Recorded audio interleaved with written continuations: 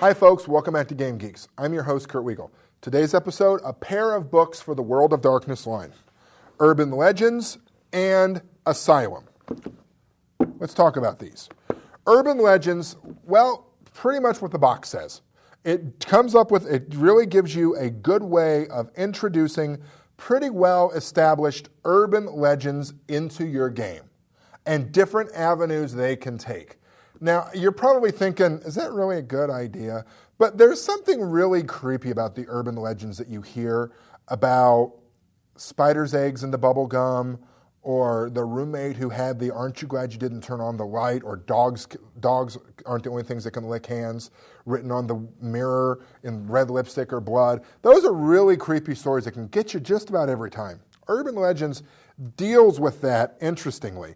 What it does is it opens up with a piece of fiction, and I'm hot or cold on white wolf fiction. This one's pretty good, and it deals with an urban legend that's not real but could very easily be about like alien or insect eggs and teas and how they can grow inside of you, et cetera, et cetera. This deals with some very established urban legends, including sort of the kidney or other unwilling organ donor, the Jersey Devil, Bloody Mary, alligators in the sewers, doppelgangers that you see, and then it gives you sort of a hodgepodge of other ones at the end to choose from.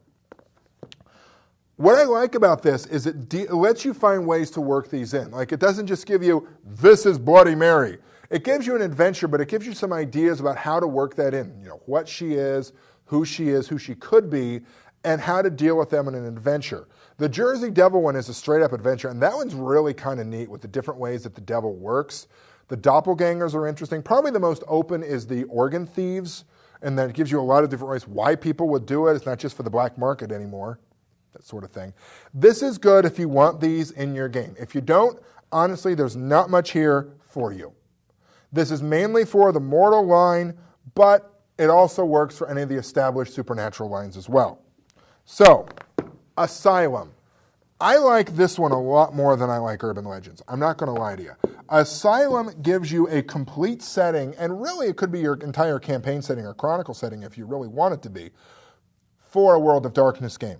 Again, mainly for mortals. In fact, I wouldn't be as comfortable bringing in the supernaturals into this one. It deals with Bishopsgate Asylum, and it gives you an incredibly detailed and interesting and believable and, oh my God, creepy background for this fictional asylum.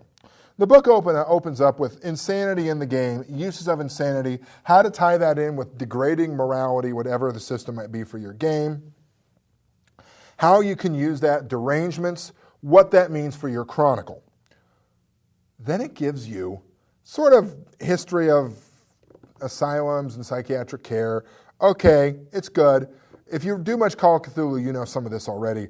Then it gives you Bishopsgate, which is a very well, lovingly detailed asylum you can drop into any World of Darkness game you want. It could go in anywhere you want. It's ready to be put in there. It gives you this fantastic history. The fact that it's built on some old Indian mounds and no one really knows what's going on, the history of insanity and some of the directors, how it was built, how it was acquired, that the place almost seems to have a mind and a will of its own. This is really good stuff, folks. I'm not exactly sure how I would work this into a World of Darkness game. Like most World of Darkness stuff, I read it and I think, I could really use this in my Call of Cthulhu game. Sorry, White Wolf, but I'm a born and bred BRP guy. This is great if you want to use insanity or an asylum in your game. Let me tell you, folks, there's nothing scarier than when your character is telling the truth and everyone thinks they're lying or they're crazy and they're locked up in there and no one's listening because they think they're crazy. And then you start to wonder if the doctors or nurses are in on it. And then you get this whole weird Dr. Tar and Professor Feather feel of it. And if you don't know what I'm talking about, go look it up. It's pretty cool. And then you start to wonder, what is reality? And are the nurses and the doctors keeping me down?